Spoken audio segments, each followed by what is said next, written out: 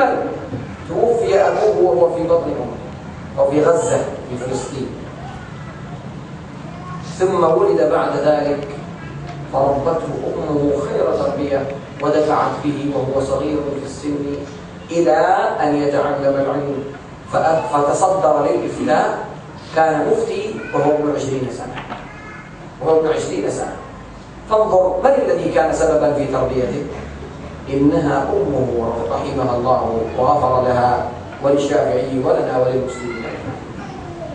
كم معدد من الصور، كذلك الإمام أحمد، مالك، كذلك ما أعطى. إن مالك لما تعلم العلم عند شيخه ربيعة رجع إلى أمه فقالت أمه يا مالك ارجع إلى ربيعة فامكث عنده وتعلم منه الأدب، فمكث عنده سنة يتعلم أدب ربيعة وأخلاقه، فأصبح مالك من مالك إمام دار الهجرة.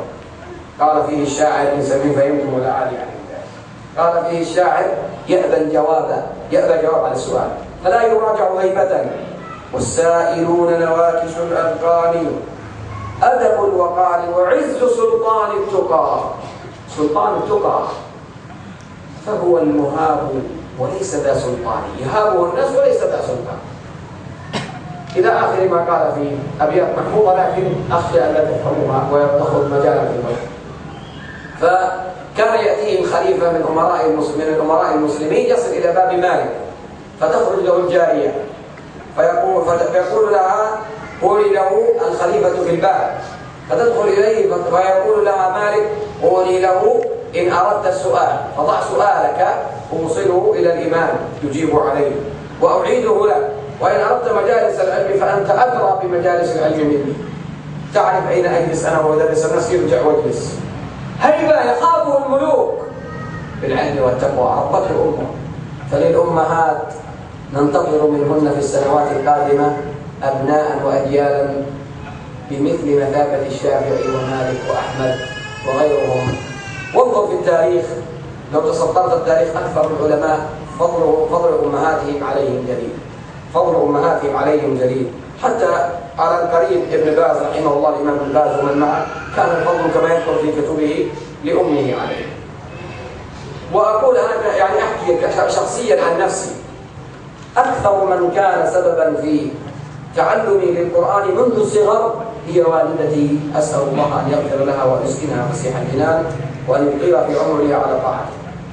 كانت هي لا تقرأ ولا تكتب، أمية، لكنها تسمع إذاعة القرآن فتأمرني بحفظ القرآن مع إخواني. فحفظ في بيتنا فقط 5 من الإخوة حفظوا القرآن، 4 سواي يحفظون القرآن الكريم، والأب والأم أميان لا يقرآن ولا يكتبان بفضل الله، ثم بفضل أمي تحثنا على الذهاب إلى المساجد. فأنا أقول هذا للأمهات حتى يحرصن على تربية الأجيال. نعم. Beliau akan menyebutkan beberapa kisah tentang biografi para ulama yang menjadi orang-orang yang besar disebabkan didikan ibunya. Yang pertama yaitu kisah Zubair bin Awam, seorang sahabat yang merupakan hawari Rasulullah SAW, teman setia Rasulullah SAW, yang beliau juga termasuk orang yang pemberani dan kesatria yang menjaga Rasulullah SAW di dalam perangnya. Dan juga beliau termasuk orang yang sangat disegani oleh musuhnya. Tidaklah beliau ada di suatu pasukan kecuali orang-orang kafir takut karena adanya beliau. Beliau menjadi orang yang besar karena didikan ibunya yang bernama Sofiyah. Yang Sofiyah ini merupakan bibinya Rasulullah SAW. Demikian juga kisah yang selanjutnya Imam Syafi'i, yang mana Imam Syafi'i ini Muhammad bin Idris Asy-Syafi'i. Beliau dilahirkan sedangkan bapaknya sedang meninggal dunia.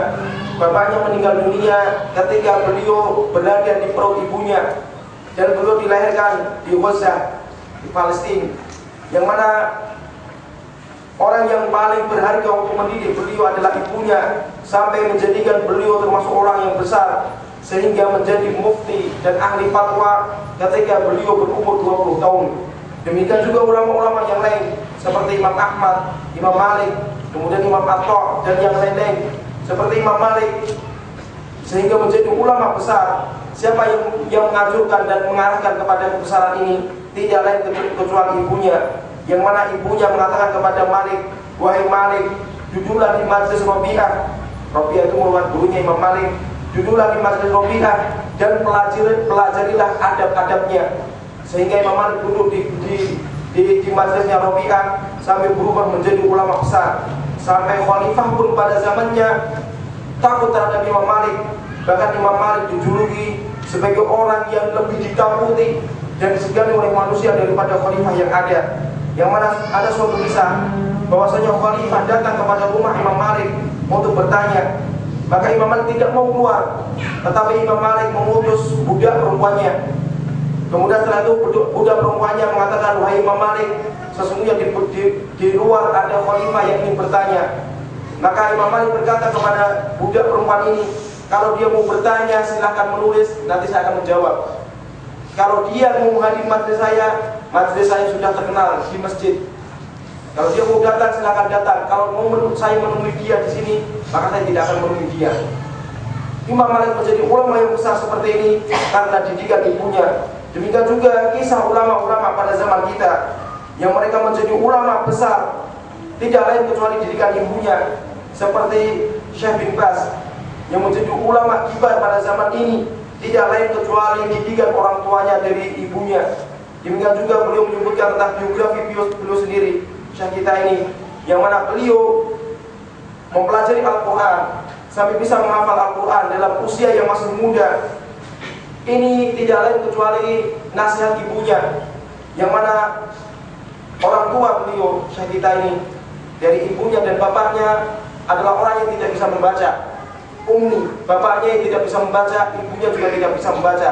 Tetapi ibunya sering sekali mendengarkan bacaan Al-Quran di radio. Maka ibunya senantiasa mengajukan kepada anak-anaknya, termasuk beliau sendiri, untuk semangat di dalam menghafal Al-Quran.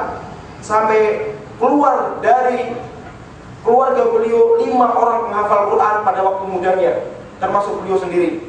Maka peranan seorang ibu untuk mendidik anaknya sangat besar di dalam menghafal Al-Quran dan belajar ilmu agama. Tidak ada suatu ulama yang besar dan menjadi ulama yang terkenal kecuali didikan dari orang tuanya, apalagi dari ibunya.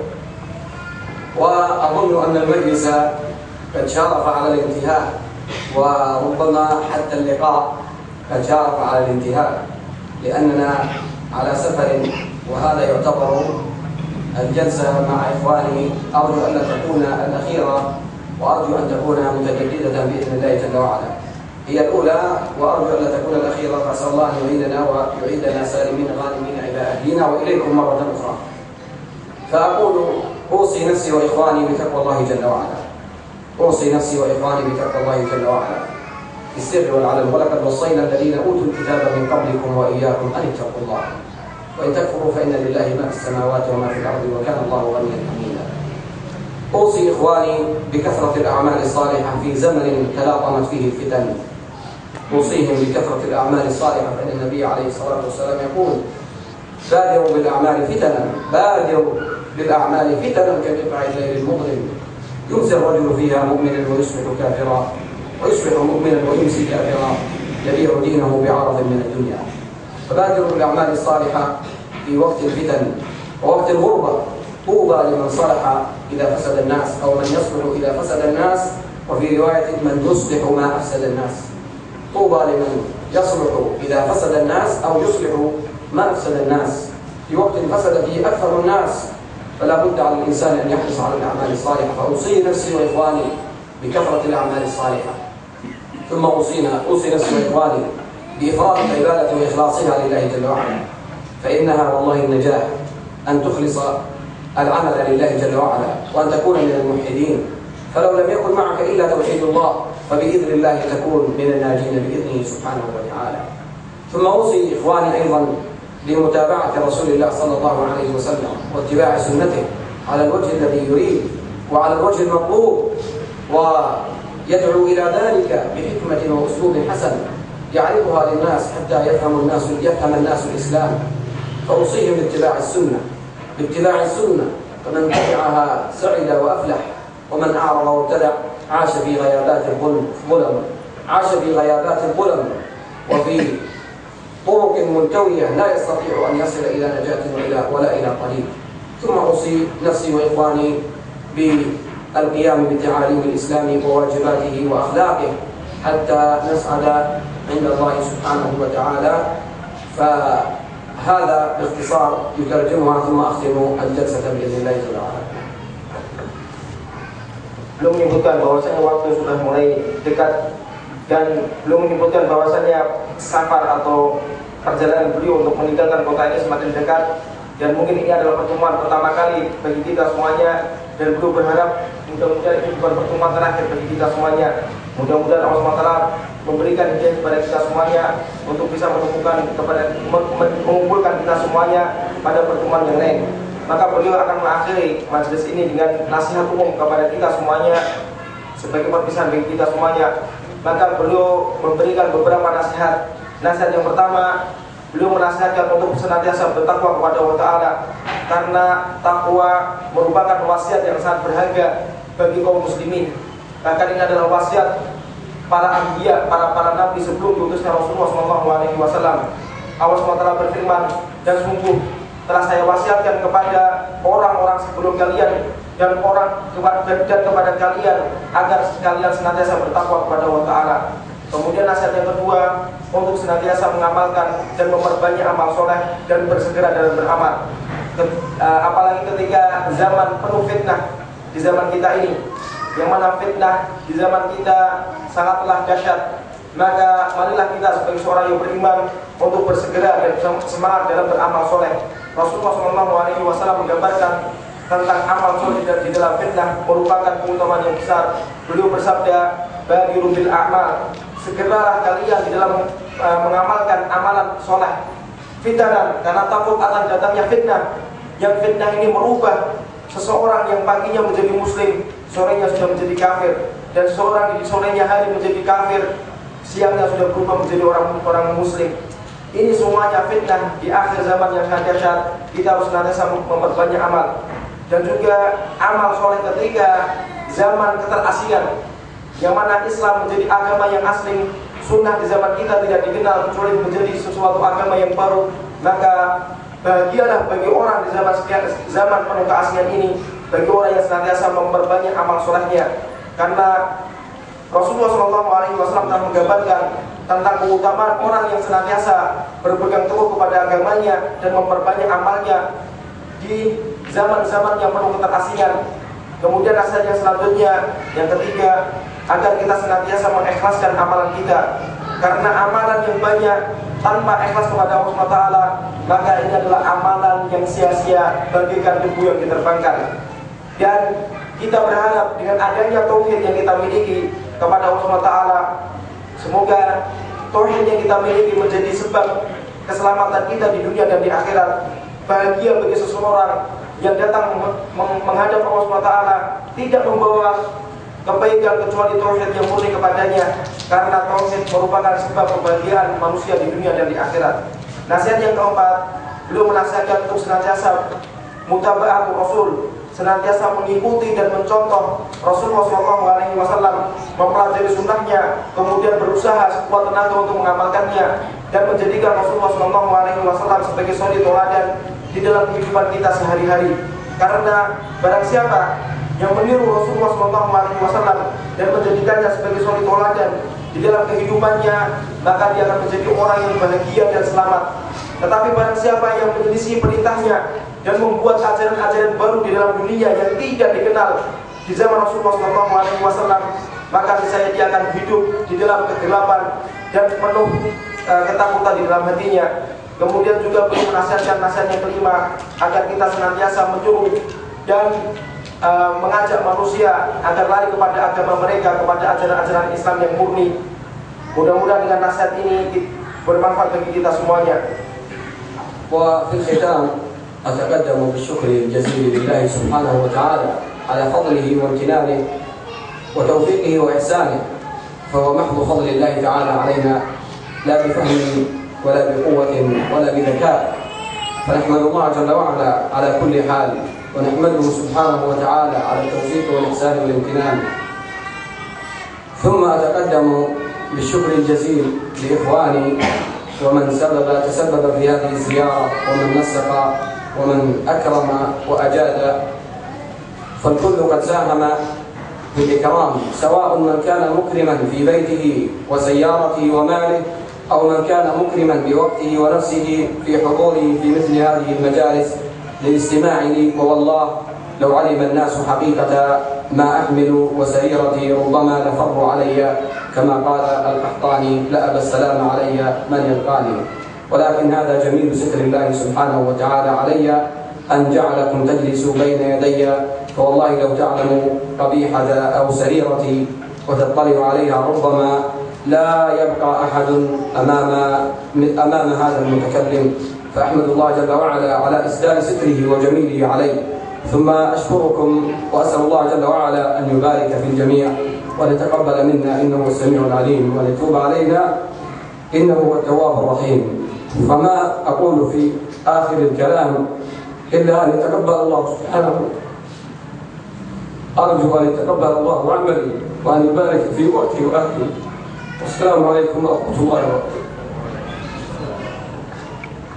Belum mengakhiri kajian kita kali ini dengan senantiasa bersyukur kepada Allah SWT dengan kesyukuran yang besar, yang mana Allah SWT telah memudahkan bagi beliau untuk bisa melakukan kegiatan ini dengan izinnya.